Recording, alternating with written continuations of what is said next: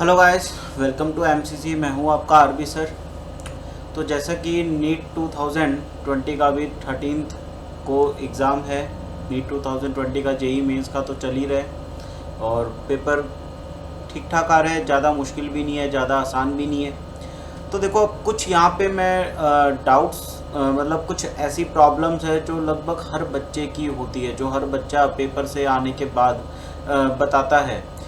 तो यहाँ पे जैसे टाइम मैनेज नहीं हुआ, क्या यार, मतलब पेपर दे के आया कि यार टाइम मैनेज नहीं हुआ। कोई को बोलता है कि यार ओएमआर फिलिंग रोंग कर दी, ठीक है ना, गलत भर दिया ओएमआर। कोई कहता है कि फॉर्मूला याद नहीं आया मेरे को एंड टाइम पे, ठीक है। कोई कहता है कि 2 से 3 क्वेश्चन में ज़्यादा टाइम लग गया। तो इस तरह के बच्चे बहुत सारे एक्सक्यूज़ देते हैं पेपर से बाहर आने के बाद। तो आज की इस वीडियो के अंदर मैं बेसिकली इन्हीं चीज़ों से कैसे हम लोगों को बचना है, ठीक है, ताकि हम लोग भी कल को उन्हीं दूसरों की तरह ऐसे एक्सक्यूज़ेस अपने जान पहचान वालों को, अपने माँ बाप को, अपने माता पिता को ना दे पाए। तो दैट्स कि यहाँ पे जो 2020 में अब जो बच्चे एग्ज़ाम देने वाले हैं वो कैसे इस चीज़ से बच सकते हैं, इन सारी प्रॉब्लम से बच सकते हैं। ये बहुत ही कॉमन सी प्रॉब्लम है, आप लोगों ने भी सुना होगा और आप लोग भी ज़रूर बोलते होंगे यही सारी प्रॉब्लम्स। क्लियर। तो देखो, सबसे पहले है यहाँ पे टाइम मैनेज नहीं होता। तो देखो, टाइम मैनेज क्यों नहीं होता, टाइम मैनेज क्यों नहीं होता हमारे पेपर का। देखो, टाइम मैनेज इसलिए नहीं होता क्योंकि जब हम लोग एग्ज़ाम देने बैठते हैं सेंटर पे, या हम लोग घर पे एग्ज़ाम दे रहे होते हैं, कि हम लोग ऑनलाइन टेस्ट सीरीज़ या ऑफलाइन टेस्ट सीरीज़, जैसा भी हम लोग कोई भी टेस्ट सीरीज़ दे रहे हैं, तो हम लोग घर पे जब बैठ के दे रहे होते हैं तो हम लोग बड़ा कैजुअल ले रहे होते हैं उसको, ठीक है ना। हम लोग ऐसा बिल्कुल एकदम अपने कंफर्ट जोन में बैठे हैं। हम लोग को लगता है कि यार ठीक है, आ गया ठीक है, नहीं आया तो ठीक है, हो गया तो ठीक है, नहीं हुआ तो ठीक है। पर जब बच्चा एग्ज़ाम सेंटर में जाके बैठता है तो उसको एग्ज़ाम का एक फ़ियर होता है। मतलब वहाँ पे एग्ज़ाम सेंटर का क्या होता है, एक फ़ियर आ जाता है दिमाग में, एक डर पैदा हो जाता है कि इतने सारे बच्चे बैठे हैं तो मेरे से हो नहीं रहा, यार कैसे करूँगा, ठीक है, 1 साल ड्रॉप कर दिया, कैसे करूँगा। तो बहुत सारी चीज़ें माइंड में एकदम से ना आके दौड़ने लग जाती है, मतलब तो पजल हो जाते हैं हम लोग। उसके कारण क्या होता है कि चीज़ें आती हुई भी हम लोग भूलने लग जाते हैं बेटा, है ना। चीज़ें आती हुई भी हम लोग भूलने लग जाते हैं, जिसके कारण क्या होता है कि हम लोग कंसंट्रेशन अपना खो देते हैं और टाइम मैनेज नहीं हो पाता। क्लियर। तो ये तो रीज़न हुआ कि टाइम मैनेज क्यों नहीं होता। अब करना कैसे, ठीक है। तो सबसे पहले आपको क्या करना है, आपको कम से कम भी जब आपका नीट 2013 का एग्ज़ाम आएगा 13 सितंबर को, उससे पहले जिन बच्चों ने अभी तक पूरे टेस्ट नहीं दिए कहीं के भी, चाहे कोई कोचिंग सेंटर के हो, चाहे एनटीए अभ्यास बहुत अच्छे पेपर्स है एप्लीकेशन पे, तो अगर नहीं अटैम्प्ट किए तो बेटा मेरी आपसे बिल्कुल रिक्वेस्ट है कि आप कम से कम 5 से 6 पेपर ज़रूर लगा के जाए, जिससे आपको पता चलेगा कि कैसे 3 घंटे मुझे यूटिलाइज़ करने हैं, ज़्यादा से ज़्यादा क्वेश्चन अटैम्प्ट करने और सही एक्यूरेसी पे अटैम्प्ट करने। क्लियर। तो पहली बात तो ये। अच्छा, दूसरी बात, टाइम मैनेज नहीं होता, इससे बचने के लिए अपन को क्या करना है, बड़ा फिक्स सा टाइम रखना है कि सबसे पहले हम लोगों को पेपर के अंदर केमिस्ट्री अटैम्प्ट करनी है, आफ्टर दैट सबसे पहले बायोलॉजी अटैम्प्ट करनी है, फिर केमिस्ट्री, फिर फिजिक्स। क्लियर। सबसे पहले बायोलॉजी, फिर केमिस्ट्री, फिर फिजिक्स, बीसीपी। ऐसा इसलिए बोल रहा हूँ कि देखो, बायोलॉजी सिंपल आती है, मोस्ट ऑफ द क्वेश्चन जो है लर्निंग वाले होते हैं इसके अंदर। क्लियर। डायरेक्ट देखते ही आंसर आ जाता है। तो बायो के अंदर हम लोग को याद रखना है कि मोस्ट प्रोबेबली अपन को 30 मिनट से ज़्यादा नहीं देना। केमिस्ट्री भी 30 मिनट्स की, 60 मिनट हो गए। एंड फिजिक्स में आपको 60 मिनट देना है, तो कितना हो गया ये 120, ठीक है। कितना बचा, 1 घंटा बचा आपके पास। अब उस 1 घंटे में जो केमिस्ट्री में क्वेश्चन नहीं आए, जो बायो में नहीं आए, उनको हमें देखना है और पेपर को अटेम्प्ट करना है। हाँ, ये कितनी देर देखना है, आधा घंटा, हाफ आवर अपने को ये करना है। और हाफ आवर में हम लोग क्या करेंगे, पिछले वाले रिवाइज कर लेंगे, मतलब कि कौन कौन से क्वेश्चन हमें आए या नहीं आए। अब जो रिमेनिंग हाफ आवर बचा, उसके अंदर हम लोग क्या करेंगे कि जो हमारी रिमेनिंग क्वेश्चन रह गए हैं, रिमेनिंग क्वेश्चन OMR में फिल करने रह गए हैं, ठीक है ना, उसको हम लोग फिल करेंगे बिल्कुल ढंग से। तो पूरे 3 घंटे को अगर इस तरह से आप यूटिलाइज करोगे तो मेरे अकॉर्डिंग कभी भी आपको टाइम मैनेज करने में कोई प्रॉब्लम आएगी नहीं। क्लियर। दूसरा है रॉन्ग OMR फिलिंग। अब ये रॉन्ग OMR फिलिंग क्या है भाई, बहुत सारे बच्चे बोलते हैं कि यार OMR फिल गलत कर दिया यार, OMR गलत भर दिए। कई क्या होते हैं, एक क्वेश्चन अगर तुमने गलत भरा तो नीचे वाली सारी पूरा का पूरा कॉलम गलत या पूरी की पूरी रो गलत। तो यहाँ से क्या होता है, बच्चे देखो मोस्ट ऑफ द बच्चे क्या करते हैं, बहुत सारे बच्चे करते हैं कि सबसे पहले सारे क्वेश्चन कर लेंगे टाइम के अकॉर्डिंग, भाई अपना अपना टाइम लगा के कर लिए उन्होंने। अब वो क्वेश्चन पेपर पे टिक मार्क कर लेते हैं। क्लियर। कई बार क्या होता है, जल्दबाजी में हम लोग एक क्वेश्चन के 2 आंसर पे डॉट मार जाते हैं और बाद में ये कंफ्यूज हो जाते हैं कि यार कौन सा आंसर था। कई बार ऐसा होता है लास्ट में हम लोग टाइम इतना कम बचता है, 15 मिनट बचते हैं, 15 मिनट में हमें सारी OMR फिल भी करनी है, उसमें जल्दबाजी में हम लोग कोई ना कोई गलत कर जाते हैं, उसके नीचे वाले सारे गलत हो जाते हैं। तो OMR फिल करने का सबसे बेस्ट तरीका क्या है बेटा, OMR फिल करने का सबसे बेस्ट तरीका है कि जब आप सब्जेक्ट्स कर रहे हैं, जैसे मैंने आपको बताया स्टार्टिंग में बायो, तो जो क्वेश्चन आपको डेड श्योर है बेटा, जो क्वेश्चन आपसे निकलते जा रहे हैं उनको हाथ के हाथ फिल करते रहो, उनको हाथ के हाथ OMR पे फिल करते रहो। ठीक है, तो जितने क्वेश्चन आप कर रहे हो उनको साथ के साथ वैसे वैसे OMR पे फिल करते रहो। अब क्या होगा, जब लास्ट में आपके पास आधा घंटा ये रिवीजन वाला है, इस रिवीजन वाले के अंदर आपको क्या करना है, जो क्वेश्चन आपसे नहीं निकले तो आप उन क्वेश्चन को देखो, अगर वो निकल जाते हैं तो उनको उनकी जगह पे फिल कर दो। इससे क्या है, आपकी जो एक्यूरेसी है फिल करने की बहुत ज़्यादा बढ़ जाएगी, बहुत ज़्यादा। और अगर आप सारी की सारी OMR लास्ट में फिल करोगे बेटा तो बहुत ज़्यादा चांसेस रहते हैं गलत होने की, और अच्छा भला आता हुआ पेपर भी आपका रह जाएगा। क्लियर। और फिर पछता के कोई फ़ायदा नहीं है, क्योंकि गलती हम लोगों की थी। क्लियर। तो सबसे बेस्ट आपको मैंने बताया, साथ साथ OMR फिल करो, और जो लास्ट में आधा घंटा रिवीजन के लिए मैंने बोला, इसके अंदर रिमेनिंग क्वेश्चन अगर आपसे निकलते हैं तो फिल करो, नहीं तो छोड़ दो। क्लियर। उसके बाद अगला जो मोस्ट इम्पॉर्टेंट है, जो बहुत ज़्यादा कॉमन है कि फॉर्मूला भूल गया, फॉर्मूला याद ही नहीं आया एंड टाइम पे, यार क्या करता। ये इसलिए आता है क्योंकि हम लोग ना बहुत ज़्यादा वहाँ पे क्या होते हैं, पजल हो जाते हैं। और पजल क्यों होते हैं, क्योंकि हम लोग पेपर देने से पहले प्रैक्टिस अच्छी तरह नहीं करके आए होते। अब आप में से कुछ बच्चे बोले अरे सर ये क्या बोल रहे हो, प्रैक्टिस हमने बहुत कर दी।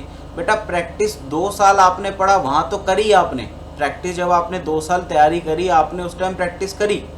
बट प्रैक्टिस करने का मतलब मेरा यहाँ पे क्या है, प्रैक्टिस करने का मतलब है कि आपने लास्ट के अंदर पूरे पेपर्स कितने दिए बेटा, कितने पेपर्स दिए। NTA ने अभी बहुत सारे पेपर्स डाले, अराउंड 100 से ज़्यादा पेपर्स उसने फ्री ऑफ कॉस्ट डाले हैं। आपने कितने पेपर अटेम्प्ट करे। बहुत सारे बच्चों के मेरे पास फ़ोन आते हैं, वो कहते हैं सर आज हम लोगों ने फिजिक्स कर लिया, सर हमने केमिस्ट्री कर लिया, सर हमने बायो कर लिया।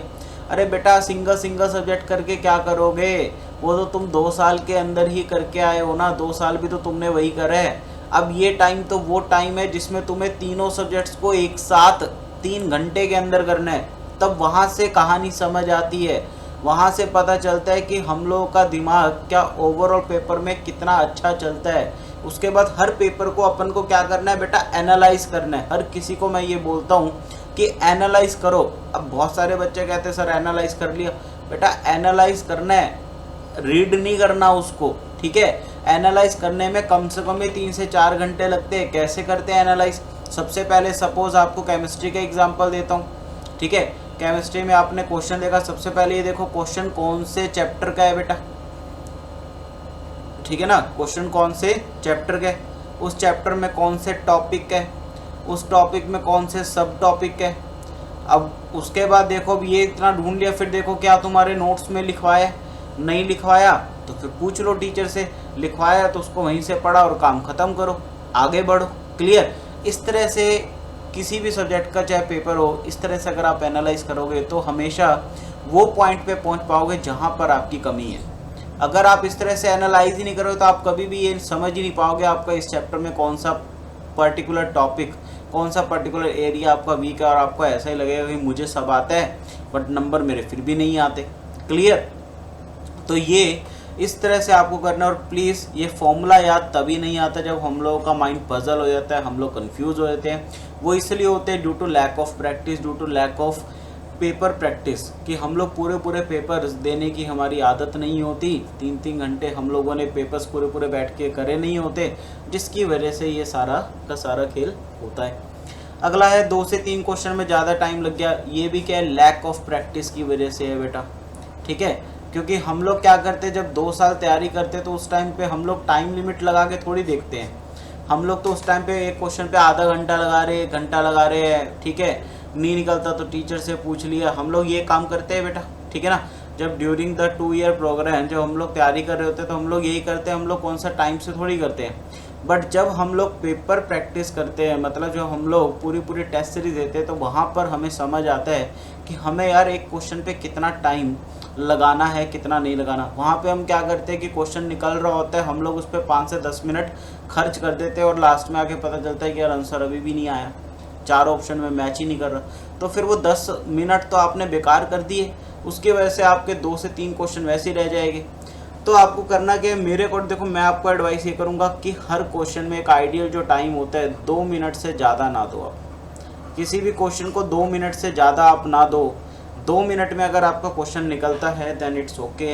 अगर नहीं निकलता, आपको लगता है कि हाँ यार आधा मिनट और दे के मैं पहुँच ही गया हूँ बिल्कुल एंड पे, आधा मिनट और लगा के मैं इसको कर जाऊँगा, तो बिल्कुल करो, नो डाउट।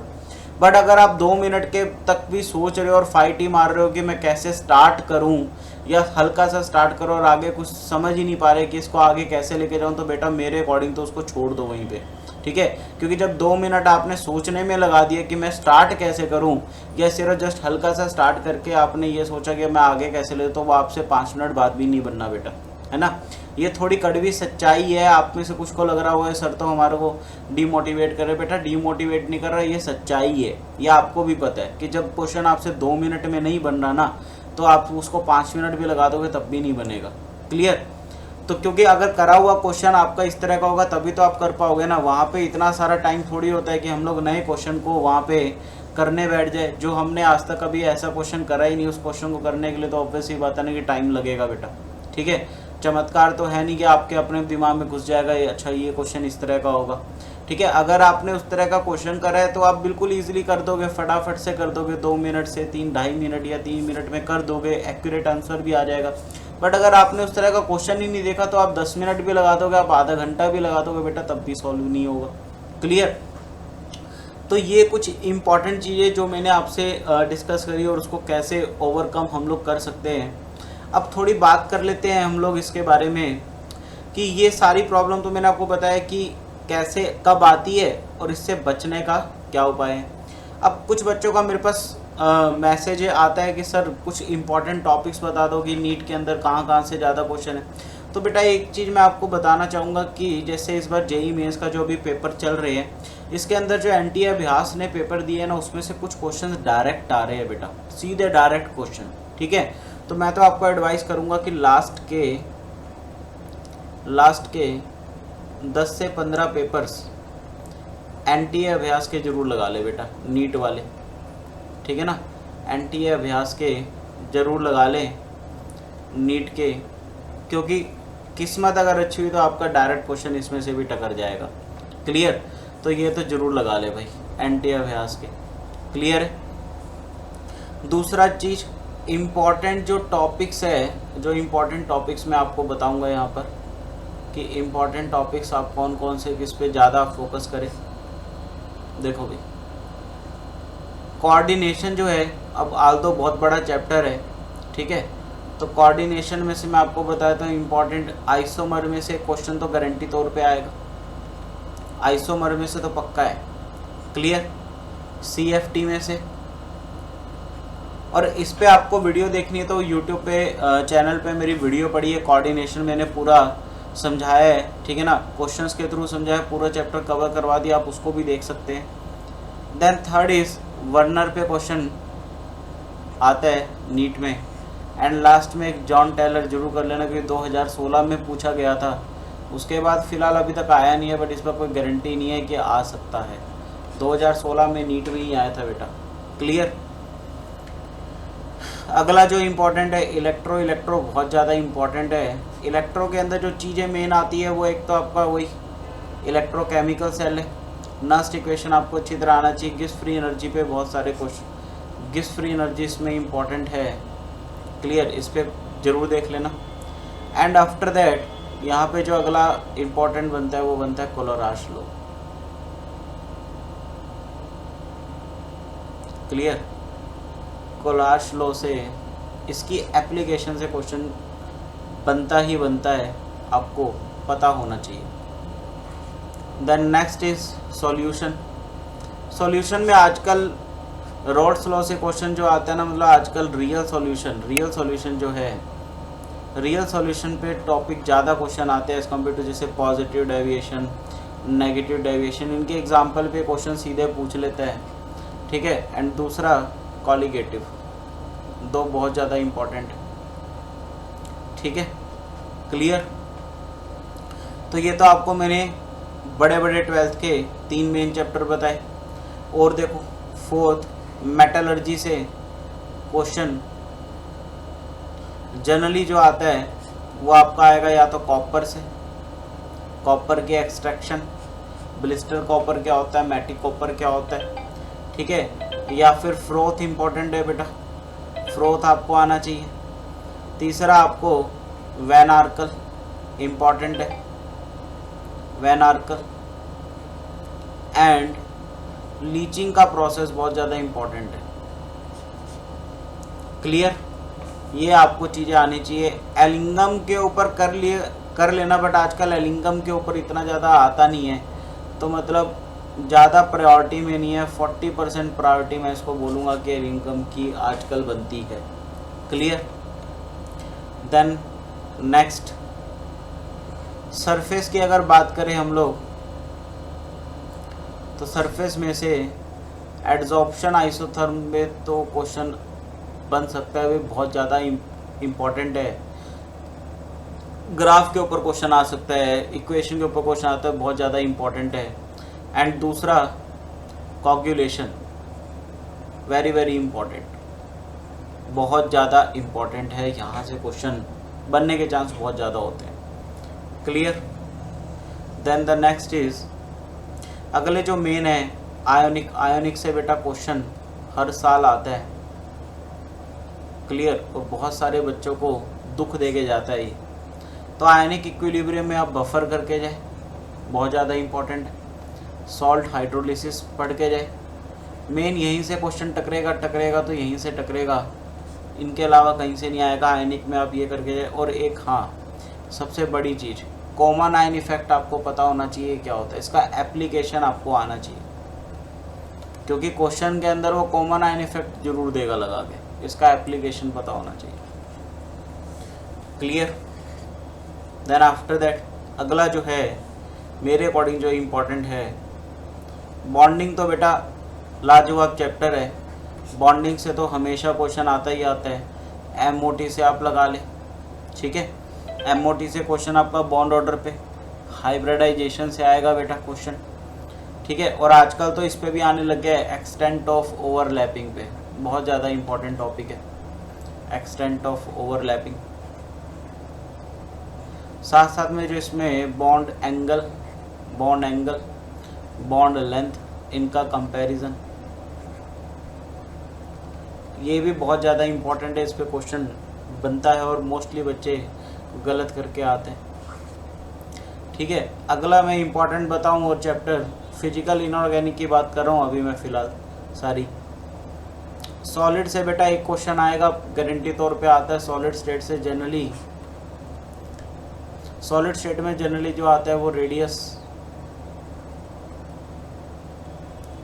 रेशो या फिर टाइप्स ऑफ सॉलिड्स के ऊपर आ जाता है। जनरली यहीं से क्वेश्चन पूछता है, जिसके अंदर सारे ऑक्टाहेड्रोवॉइड, टेट्राहेड्रोवॉइड ये सब आते हैं। क्लियर, तो ये कुछ इंपॉर्टेंट चैप्टर्स हैं जो आपको करने ही करने हैं। ऑर्गेनिक तो आपको पता ही है, सबसे ज़्यादा वेटेज आता है ऑर्गेनिक में, तो आपको छोड़ के नहीं जाना। बट कुछ ऐसे चैप्टर है जो मैंने आपको बता दिया फिजिकल इनऑर्गेनिक में बहुत ज़्यादा इंपॉर्टेंट है, यहाँ से क्वेश्चन बनते ही बनता है। क्लियर, तो इसको आप ज़रूर करके जाए इन चैप्टर्स को। और जो स्टार्टिंग में मैंने आपको ये बताया इसको ज़रूर देखें, जिससे आप भी कल को आके पेपर के बाद ये कहते हुए ना मिले कि सर मेरा टाइम मैनेज नहीं हुआ, मैंने OMR गलत भराया, मैं जल्दबाजी में, फॉर्मूला याद नहीं आया, ठीक है। तो ये सब चीज़ें आप ना गए, इसलिए मैंने आपको ये चीज़ें बताई। ओके, वीडियो अगर आपको पसंद आई हो तो बेटा इसको ज़्यादा से ज़्यादा शेयर करें एंड चैनल को ज़्यादा से ज़्यादा सब्सक्राइब करवाएं, ताकि आप जैसे बहुत सारे बच्चों की हेल्प हो पाए। तो best of luck for your guys for your NEET 2020। Thank you very much.